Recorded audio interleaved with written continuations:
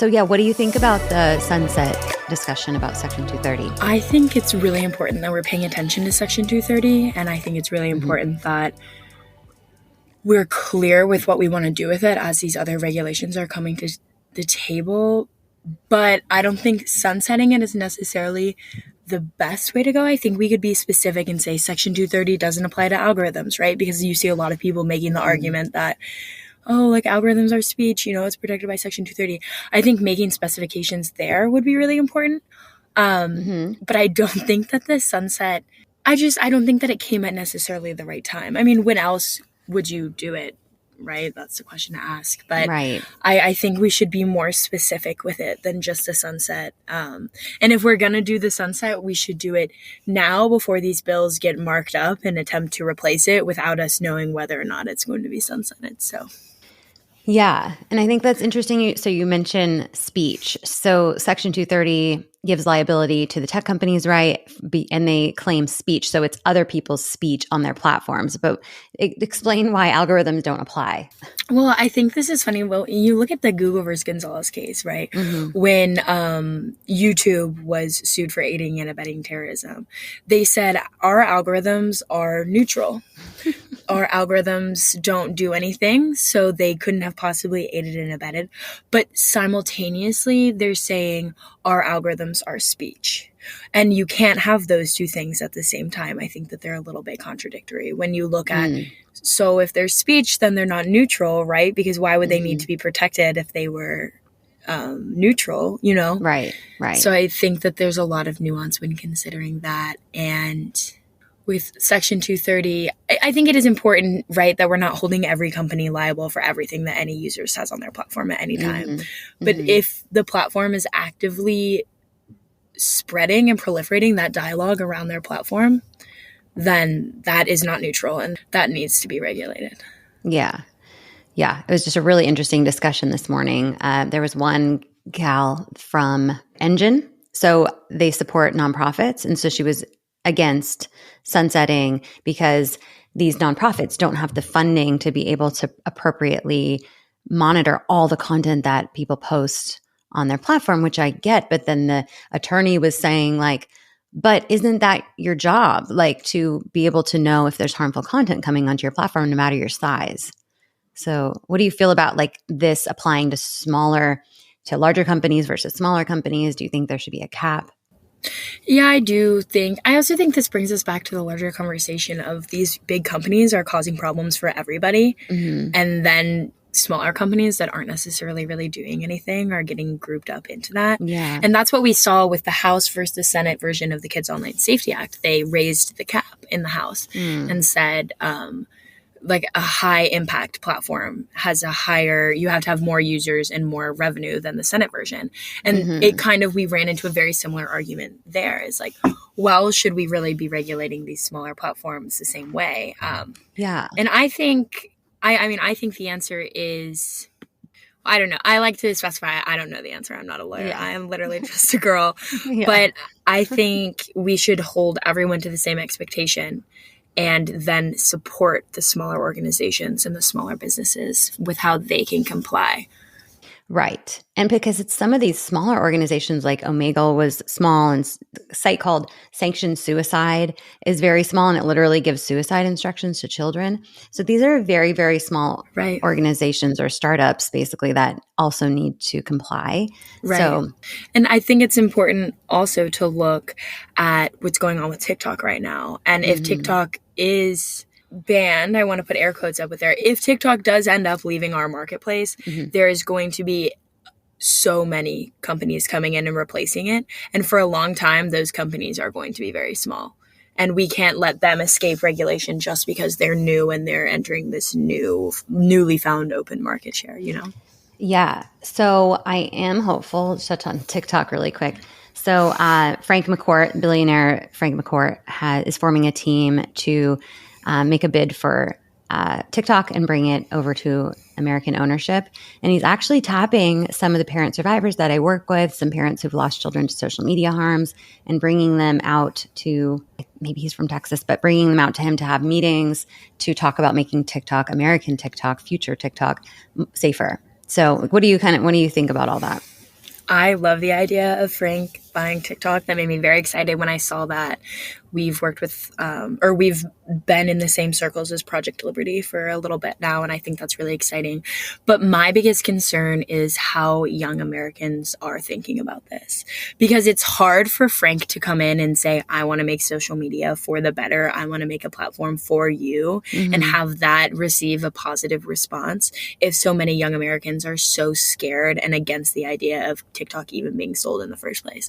I mean, what we see is I don't have any social media, but I downloaded TikTok for a couple days this past week just to kind of get a vibe of what was going on. And these young people are posting like, honestly, I trust China 10 times more than I trust any singular American, you know? And I think that's something we're going to have to pay close attention to and in trying to figure out how Frank can position, how Project Liberty can position this potential acquisition as something that's for the people. Because all of these platforms are saying that they're trying to design a platform for the people. You know, Snapchat has their new, like, more Snapchat, less social media campaign that they're doing or whatever. And I think at this point, a lot of Gen Z is seeing just words. Like, this is all just words. So how can we support Project Liberty in, like, how can he include young people in these conversations too? He's flying in the parents. Let's fly in the young people. Let's get the young people talking about what they want to see from TikTok. And I think if he asked them, what can I do for you to make this platform that you want to use? What can I do for you to help you trust me that I want to make this platform for you? I think we'd see a lot of, I think that would be a positive thing. Well, it's interesting because they're addicted to this harmful version of TikTok. That's what they like, and that's what they're addicted to. So any changes is going to confuse them, and I feel like push them to other platforms. Right. And they're scared of change, and I totally understand why they're scared of change. It's a really, I mean, it's a scary time to be 20 years old. It's a scary time to be 17, to be 15. And I just don't think that they don't trust the American government enough at all. And so any person acquiring it, like you said, I think is going to be scary. Because TikTok is telling them not to trust their American government. Well, and that's what's funny to me about this whole thing. I mean, it's not funny. It's actually quite serious. Right. But TikTok being able to position this bill as a ban when it is not a ban, and being able to convince all of their users that this is a ban and that they should call Congress, to me is the clearest picture that could have been painted for why we need a divestment. I mean, and people are saying, well, you know, young people aren't not liking America because of TikTok. They're not liking America because of the government. But where are they receiving their news and information about the government? On TikTok. Crazy. It's really, really crazy, and there's a lot of layers to it. But for me, when I have this conversation with people, a fun activity I've actually done a couple times is pulled up the bill and said, okay, I don't want to talk about the TikTok ban for a second. Let me show you this. Let me show you this other bill that was introduced in Congress. And I will make them, because it's only 7 pages long, 9 pages long. I'll make them read the first 2 pages of the bill, and they'll say, oh, I think that's a great idea. And I say, that's the bill that you called your representative and said you didn't want. And not to be like a got you or a told you so, but just to demonstrate to them the chokehold that TikTok has over us. And I mean, it's pretty clear maybe it's not for the first time, but industry having control and the ability to manipulate the American populace in the way that they do is not safe. Is not safe at all. And people are saying, well, but Facebook could do the same thing. Meta did the same thing. Why aren't we mad at Meta? I said, well, we are. We are. It's just a lot quieter. It's a lot quieter because you don't have Meta posting on their platform. So you need to call representatives because Meta isn't trying to change this narrative. Right. So I think it's very interesting. I talked to a mom this week, Jenny DeSario. She lost her son, Mason. He was served literal suicide content on TikTok and then died by suicide. And one of the videos that he had liked before getting the suicide content was, she described it like it was 2 teenagers sitting in the hallway and like life was moving by them really quickly in school. And the text said, it's something like, don't trust your teachers and parents, like trust in us, like TikTok. It's like TikTok is encouraging people to go to TikTok, kids to go to TikTok when they have problems. And then TikTok is exploiting those problems and serving more harmful content that leads them down a deeper, darker path. I'm not surprised that you're seeing the same thing and that these TikTok users are confused about what to believe. I would be confused too. I would be confused. And it's really sad because it's not completely TikTok's fault. These young people are very, very vulnerable to this type of content because the institutions that are supposed to be taking care of them and protecting them are failing to do so right now. So it's definitely a double-edged sword, but trying to control the narrative as much as we can to say the fact that TikTok is calling this a ban when it is not a ban is proof enough for me that we need to do something about it. Right. But also something we're really trying to do right now at YPA is just change the narrative. And instead of having young people be angry and mad at the government, direct that anger towards these social media platforms that are showing you what the government is doing. Because I know you have to, people are saying, let's, young people, there's a lot of energy right now on these social media platforms that's very mad and very dissatisfied with the government. And I'm like, sure, give me that energy. I love it, but we have to do something with it. And right now it's just like tornadoing on TikTok and it's getting worse and worse and worse. How can we direct it? And if they don't see their government even as a viable opportunity for change, then they're not going to direct the energy where it needs to be. Like, right. I don't know how you can say some of the things young people are saying online about how bad the American government sucks when nobody even votes in congressional elections. Like, of course, these legislators aren't passing laws that you like. You refuse to vote for somebody that represents you. And voter disenfranchisement is a whole different thing, and that's a big beast. And we're also working at YPA to try to combat that and fix that. But we need to move this energy into actionable steps. We need to vote young people into Congress. We need to get young people to vote. Yeah. Because I bet if all the Gen Zers on TikTok voted in their congressional elections, since nobody votes in those anyway, we could elect a lot of great leaders into office who would have our best interests in heart. But because of the way TikTok is talking about and people on TikTok are talking about the American democracy, they don't even see that as a viable option. They're hopeless. Yeah. I've been talking a lot about just because, so you said you're like just a girl, but I feel like I'm just a mom that, got passionate about this and then got connected with a lot of parents whose children have been harmed. And I try to empower parents to contact our representatives and our senators to vote in favor of our children's safety online. But bringing in the whole voting piece, like who we're electing, because I always talk about we elect these people and then we don't give them our feedback or give them our input. Like they want our input. They have responsibility to vote in the favor of what we want. But also we need to vote people in, based off the knowledge that these people support things that are important to us. So it's like layered. And I need to talk more about, even with the parents, about voting in these all different elections. And it's just like an education piece. Like we are freaking busy and we don't have to, it's hard to know. Even me, I have to admit, it's hard to know who to vote for and have the time to educate yourself on that. We don't know who to vote for. And we also don't know what they do. Our civic education in America is trash. Yeah. And that is not an overstatement. And that's why I have so much empathy for young people. And I understand why they're feeling the way that they feel. I know why they are scared about TikTok getting banned, because it's like the only way that they're getting any information, And it's it's really not their fault that public schools are not teaching them about how the government works, But once we recognize that and we're aware it's not their fault, we can't let the awareness that it's not our fault be the end all be all and say, well, it's not our fault and we're aware of that, so we're not going to do anything. Right. We have to see that and then pivot and say, okay, well, if they're not going to teach it to me, how can I teach myself? How can I educate myself? How can I educate my peers? So I think that's an important conversation to have as well. Yeah, because it's too many people are getting harmed, especially young people. And so we didn't do an intro. Do a little intro. Welcome to Scrolling to Death. Today I have Ava Smithing. So I'm so excited to talk to you and hear about your story and your work.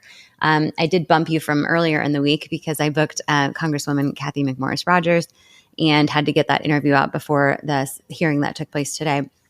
And it was funny because I was on the interview with Chair Rodgers and she brought you up, not knowing that. And I was like, that is so funny. I had to bump her today. And then she just went on and on about how amazing you are and the work that you're doing. So I'm excited to talk to you. Can you tell me about Young People's Alliance. You're the Advocacy and Community Director. Can you tell me about what you guys are doing? Yes. So thanks for having me. I'm really happy to be here. I did see the CMR interview and I saw that Zaman sent it to me and it was like, 13:30, go watch. And I heard her talking about me and I love that. Oh my God. Yay. Her and her staff have been amazing and awesome and really critical players in this conversation. But the Young People's Alliance, yes, we are a completely youth-run and youth-operated organization. We started in North Carolina, and that is our primary base. We're on 11 different campuses in North Carolina where we register voters and do civic education. Like I was just talking about, right? Young people aren't educated civically. What can we do about it? Totally. So we're working to get young people involved. It was started in North Carolina and initially focused on the North Carolina state legislature. So we did some successful advocacy work around child marriage in North Carolina, around dogs in truck beds, traffic laws, small stuff like that. And then our founders, who were high school students at the time, recognized that even though they were high school students and even though they had to skip class and go bug the heck out of these legislators, they were able to make change. And the things that they were saying were getting listened to. So they wanted to pivot to a larger issue that was affecting more young people. And Sam, my executive director and co-founder, who's so amazing, he struggled himself with phone addiction. And he said, well, I think we should look at social media policy. So we at YPA introduced a bill to the North Carolina state legislature that interfered with the way social media companies can utilize user data to recommend them with content and advertisements. We got 62 bipartisan co-sponsors. It was super great. That's where I got involved with the Young People's Alliance. Is I went to an event in New York City and I talked about my personal story, and Sam heard me and said, hey, Ava, can you please come to North Carolina next week and lobby and give a speech at this press conference? And I had never done that before, but I said, you know what? I'm passionate about this. I will try. And Sam and I got lunch and realized we had the same goals and decided that we would keep working together for forever. So I have the privilege of being YPA's first full-time employee because I graduated in May. Wow. And I've been working with them since as the token full-time employee. And I just organize our young people and advocate my butt off and try to build a community and just put YPA on the map and give young people a voice. We joke and we say, well, we don't joke. It's actually very serious.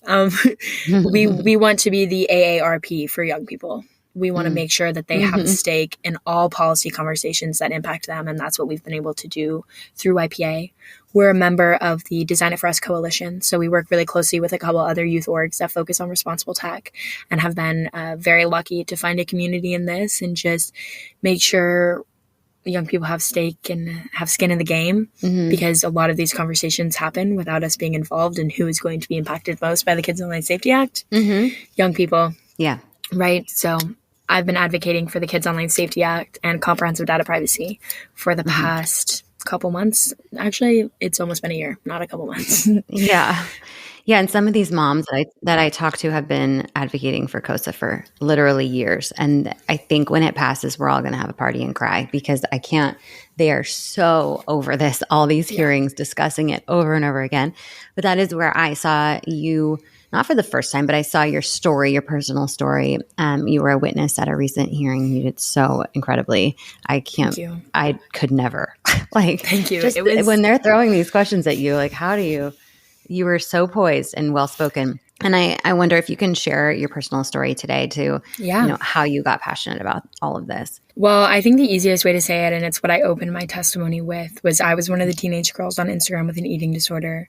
It goes a lot deeper than that. I've always been really cautious about social media and how we're utilizing it. I didn't like that I felt that people couldn't get the full picture from social media and that it was making a lot of conversations surface level that needed to be a lot deeper. And it was really interrupting the way that we as people were understanding each other. I spent my whole teenage years really deep in social media, really actually, I don't think there's a better way to say it, but actually just not eating anything.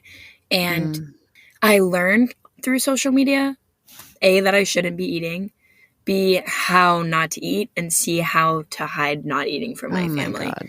So everything about the eating disorder was I mean, completely put in me through social media. And eating disorders aren't a social media story or problem. They're a real world problem, but they are horribly perpetuated by social media companies and the constant accessibility to advertisements. So that was me from 12, 11 to the age of 20, 21. And I say was in the past tense because it's easier for me sometimes to compartmentalize, but those are issues that never really go away. Right.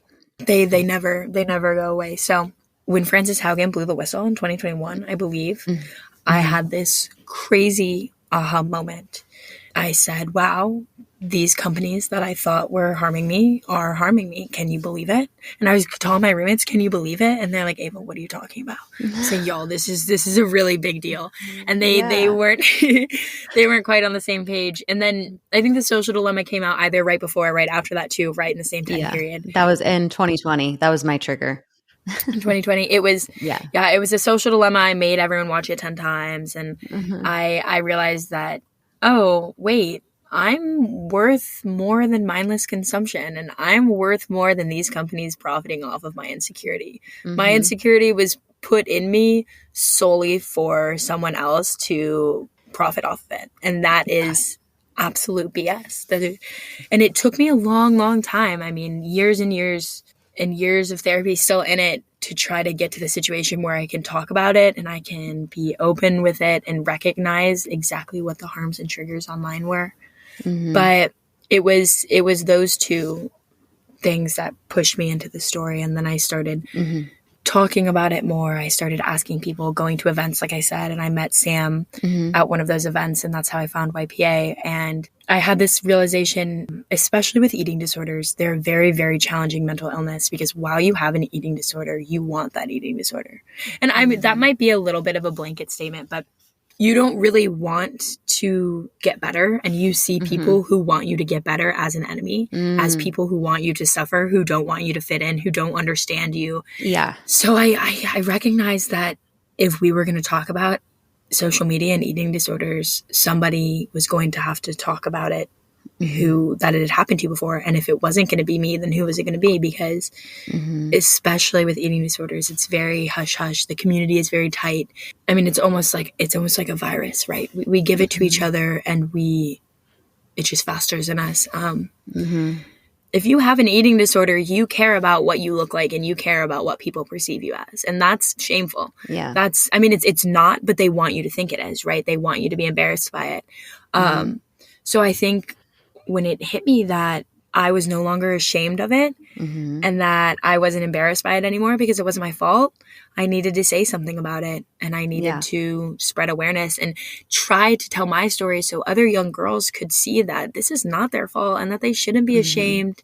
And then Sam, my executive director at the Young People's Alliance, we scraped together enough money to give me a salary, plant me in DC, and now I just go and I talk about it to anybody who will listen, to try to make sure that the provisions in COSTA and the provisions in data privacy are as strong as they need to be to really protect against these issues.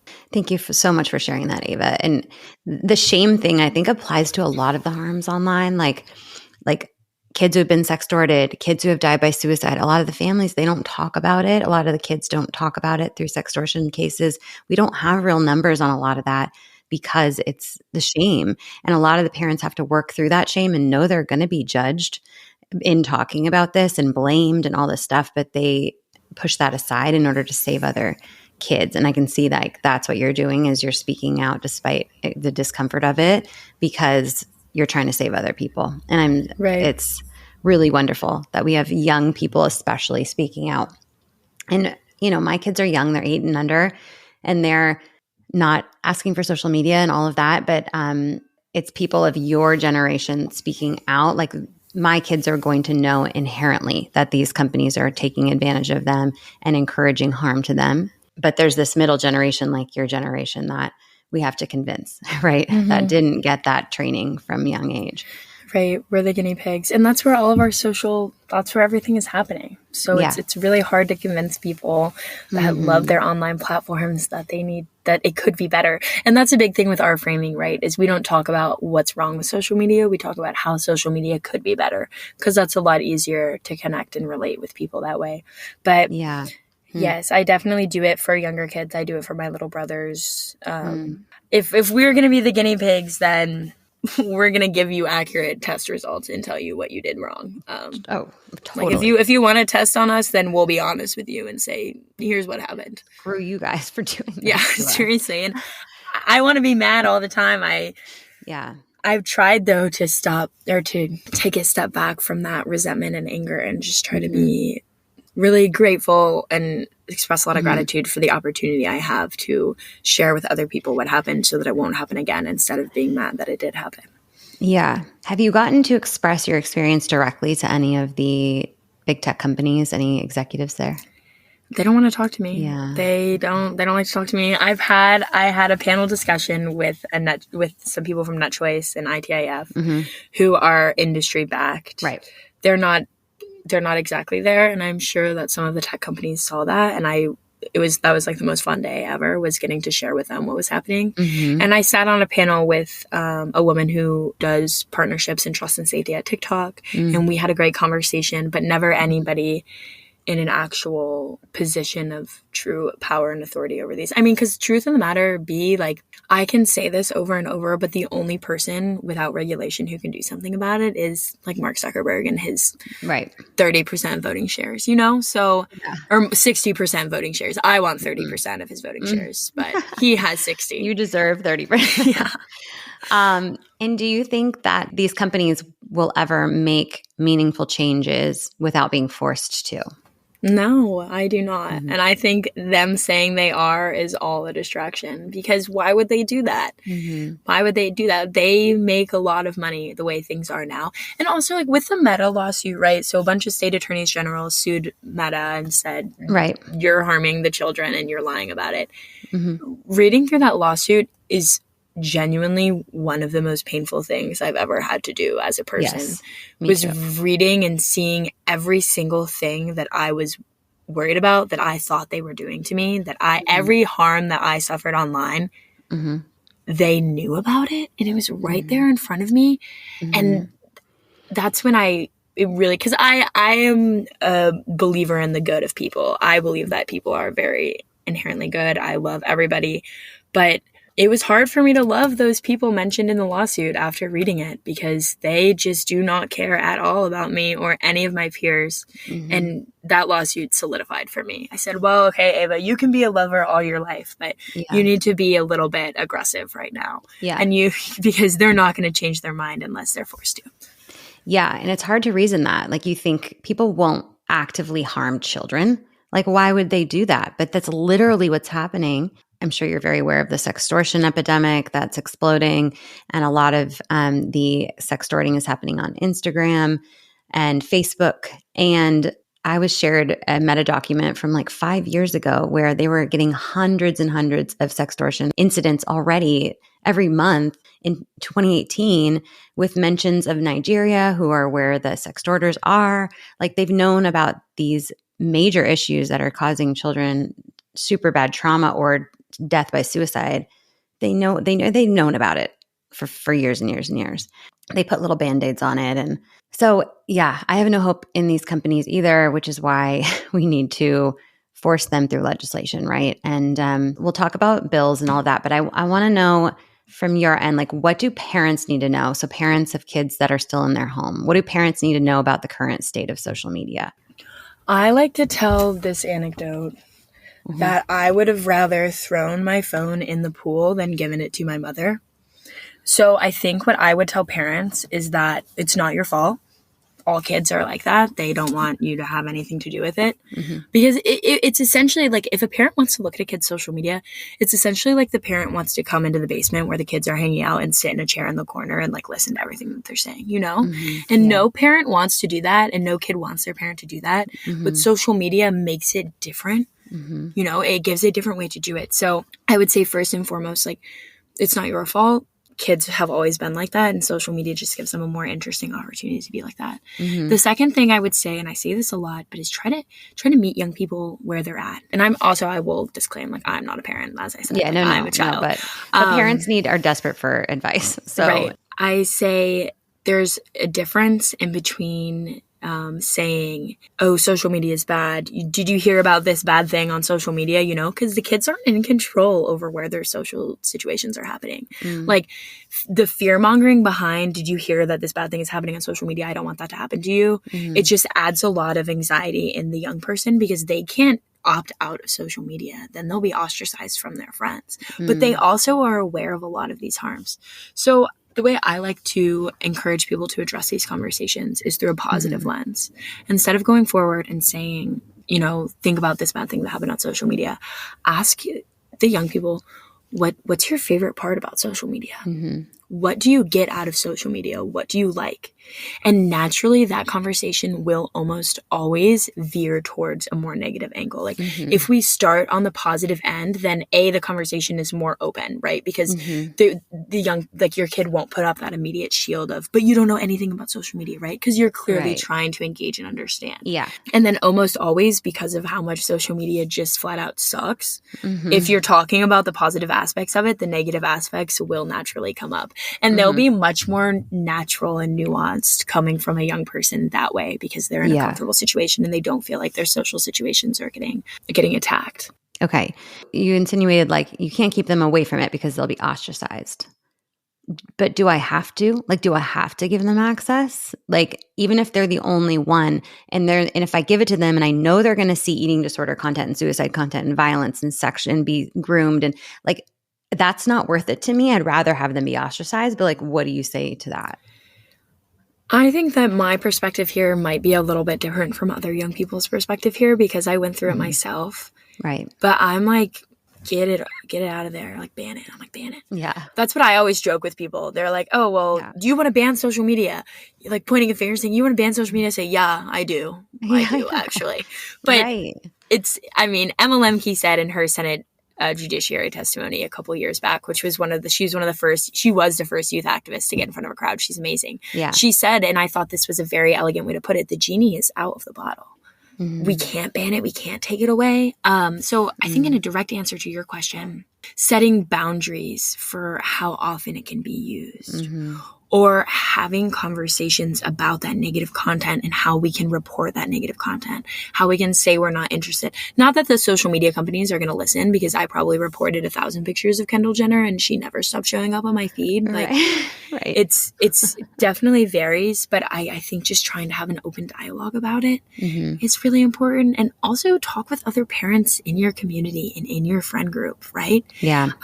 I know that might not seem super feasible, but that's something that could be really beneficial too is, do we want to provide our kids a place to hang out and not have them be on their phones, you know? Yeah. Like that's what my mom started letting my younger brother's friends just hang out at the house all the time because it's better that they're hanging out at the house in person than if they're on their phones, you know? So giving alternatives. Yeah. And there's always alternatives, first of all, just to communicating. Like if you're giving your kids Snapchat access just to communicate with their friends, why can't they do it on an app where they can't be contacted by strangers, you know? Right. Like, so I just, I think there's always alternatives and thinking about like, what is the purpose of your use of this app?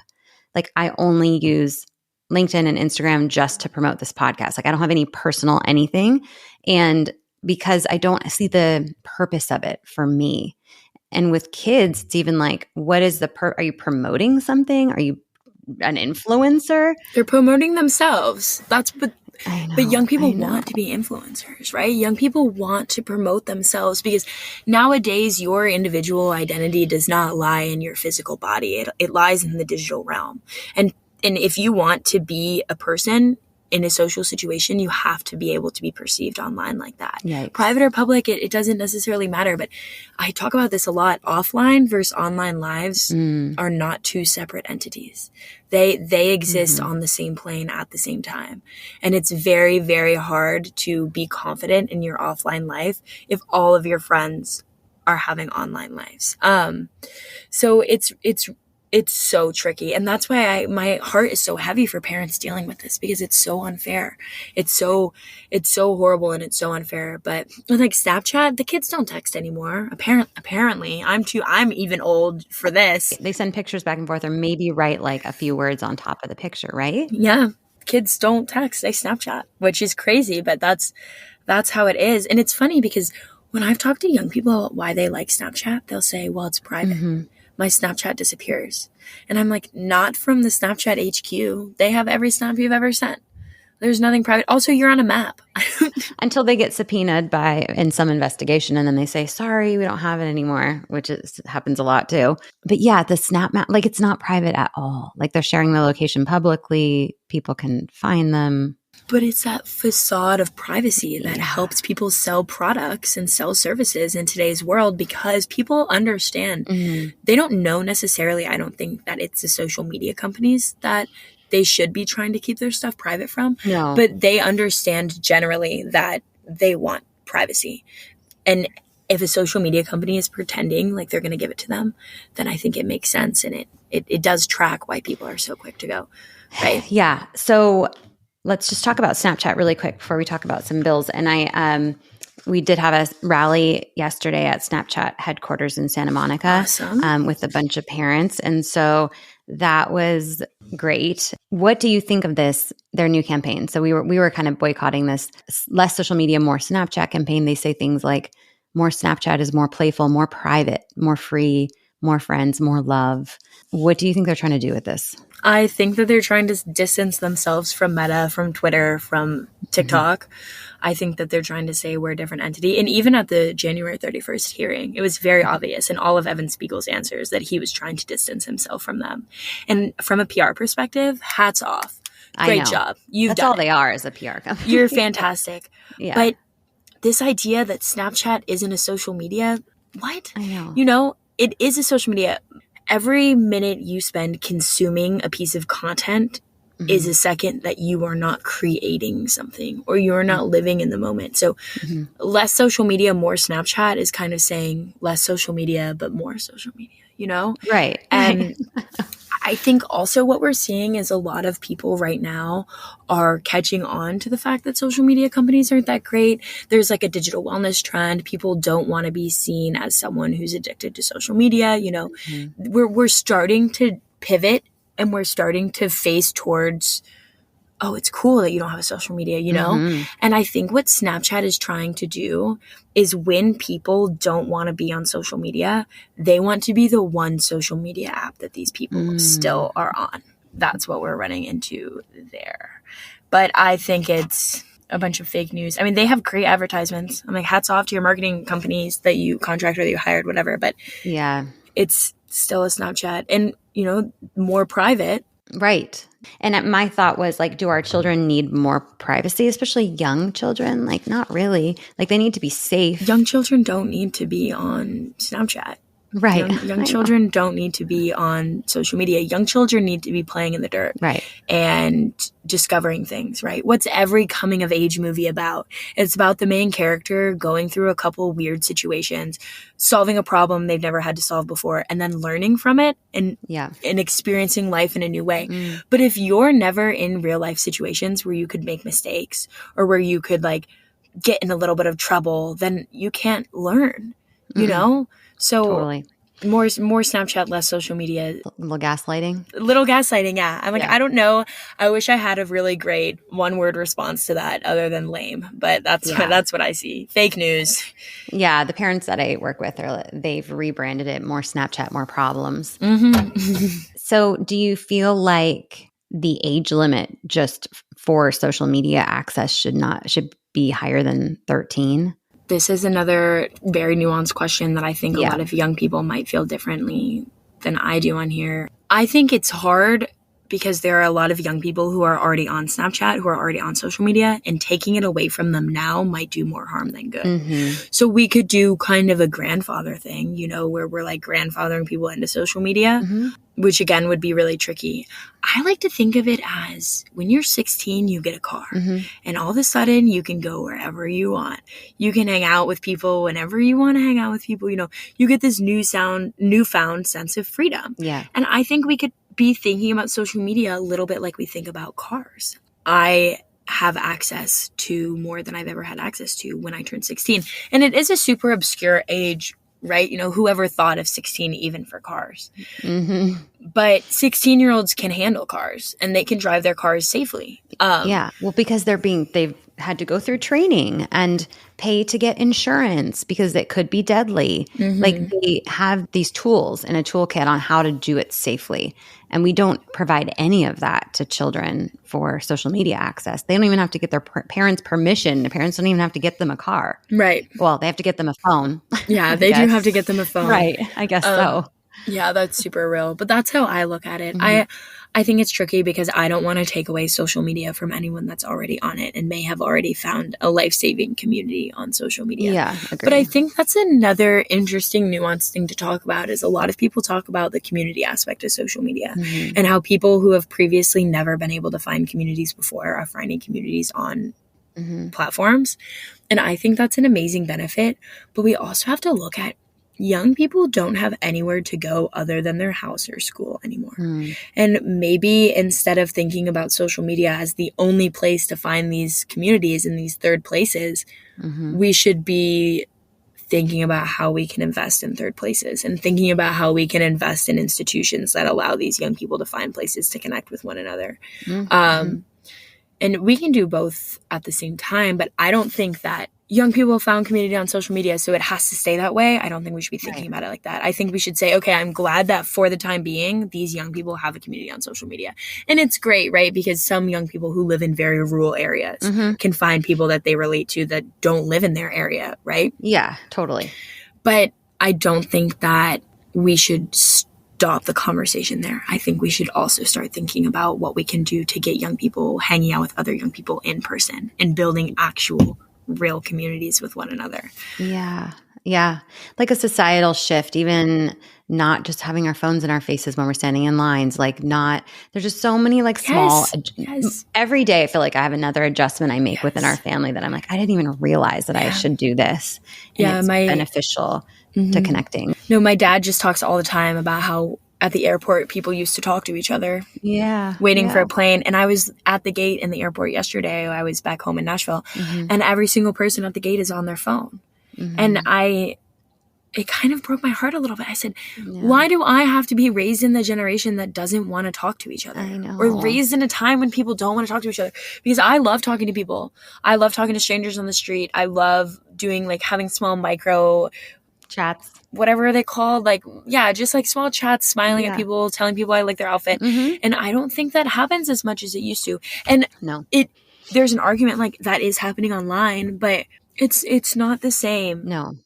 I wish that we lived in a time where I could talk to anyone anytime, because sometimes I'll compliment someone or talk to someone and they're on their phone and they look up and they're like, oh, sorry, and there's a privacy thing. You don't want to interrupt people, but it's like, I was just complimenting your shoes. I didn't know it was that deep. But I think my generation wants that. So we'll see. Yeah. Good. Okay, good. And I think parents, I hope more and more parents, we're training our kids to find value in face-to-face connections and delaying giving them the devices, not having to track them everywhere they go and communicate with them.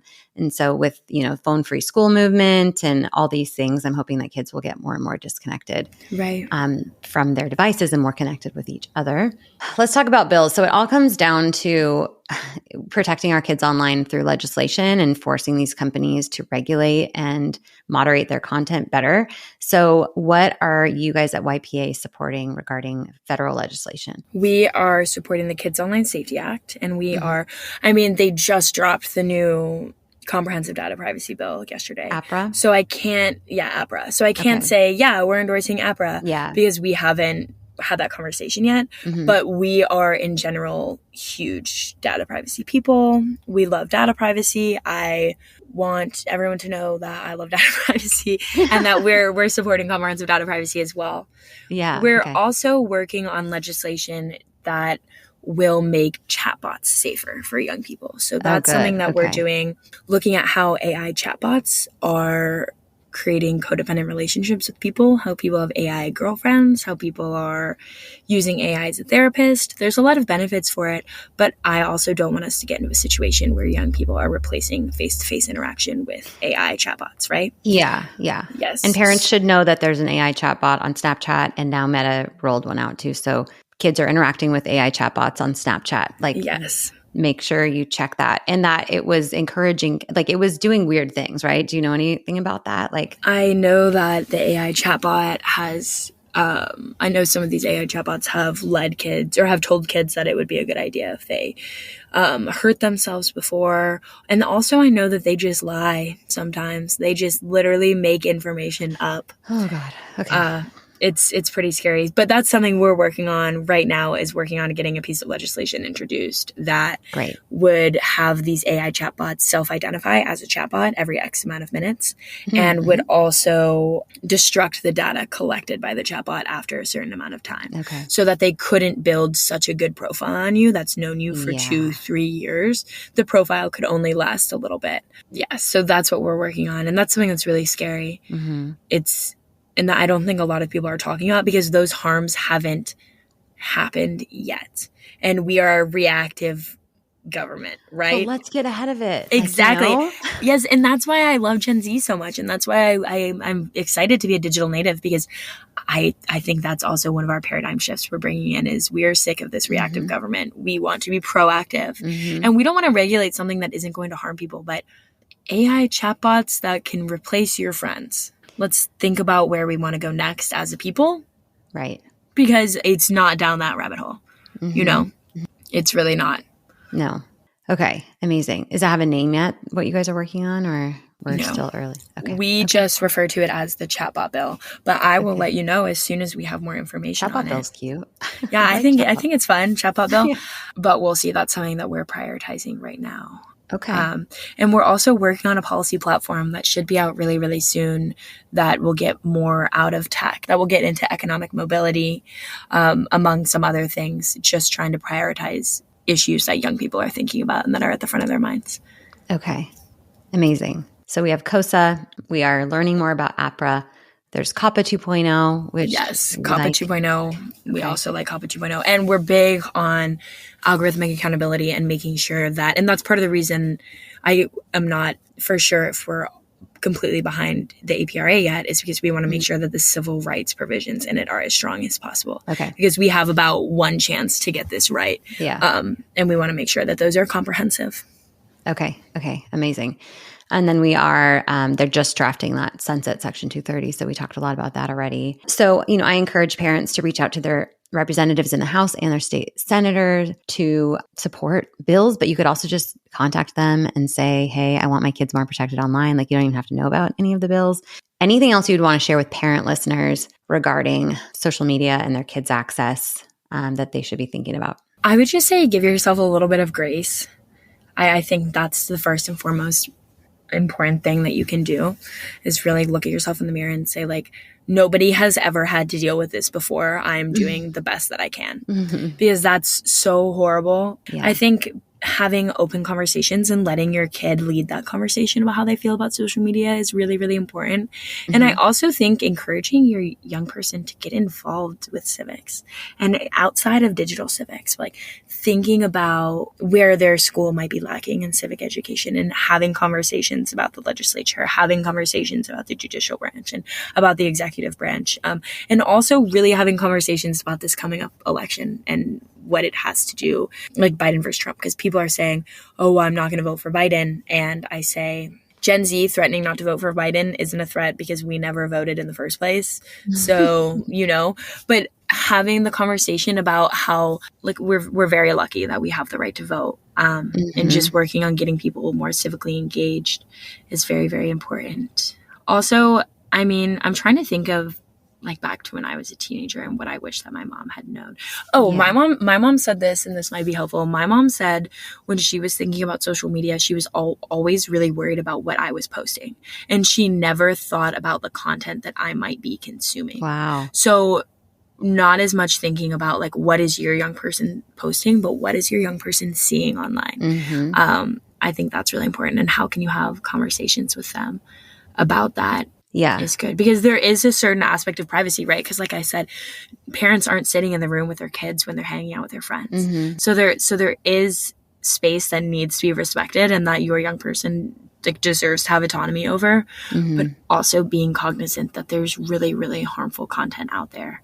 And as a young person whose algorithm adapts to them, it's kind of shameful to think about, like, what did I do that made my algorithm give me this content? You feel embarrassed. Right. So it's hard to like own it, Yeah. And if you are a parent that is going to check on your kid's phone, and, I encourage parents to not hide it. I think it's important to like let your kid know, like, oh, that's the most important. Yeah, like, this is my device that I own and you get to use it, but I have to check on it because there could be some dangerous things on there. And it's not spying, it's just making sure they're safe. But you have to check that For You feed, especially because a lot of parents don't even know Snapchat has that. I don't even know it's For You. They're so annoying. Snapchat is like my least favorite. Me too. Like Meta, boo. Instagram, boo. But Snapchat, their stories and all the stuff on there is some of the worst, just absolute junk out there. So yeah, I agree with you. I think that's a huge point you just made about, and that's why I like COSA so much and why we were able to come on to COSA, because we weren't initially in support of COSA until February came out, or until the February edition came out. But with the parental controls that COSA gives, it requires that the minor is noticed and that the minor knows their parents are using their parental controls. So I think if the legislation can do that, even in the home, parents can do that too, and make sure that you're being honest. Because as a young person, I think about the worst thing in the world that could have happened to me is if my mom checked my phone in the night and I woke up in the morning and it was like sitting on the table and I walked into the room, because I wouldn't have. Then immediately before the conversation even started, I would have a huge defense up. And at least if they know it's happening, they can be a little bit more vulnerable and honest about the conversation. Okay. Thank you. Gosh, your insight is so important for parents. And I really appreciate you taking the time and sharing your personal story. It's incredibly powerful and changing lives for the better. So just on behalf of parents, thank you so much, Ava, for everything that you do. Yes, I think the parents inspire me. So thank all of the parents for everything that they do. It is the privilege of my life to be able to help people be more aware of this. I really mean it. I feel very, very grateful that I have the platform I have to talk about these issues, because I wish that a girl a little bit older than me had talked about it when I was young. So to all the parents out there, I see you. And I know this, for lack of a better word, probably sucks. So we're working really hard to make it easier for you, I promise. We appreciate that, Ava. Oh, you're amazing.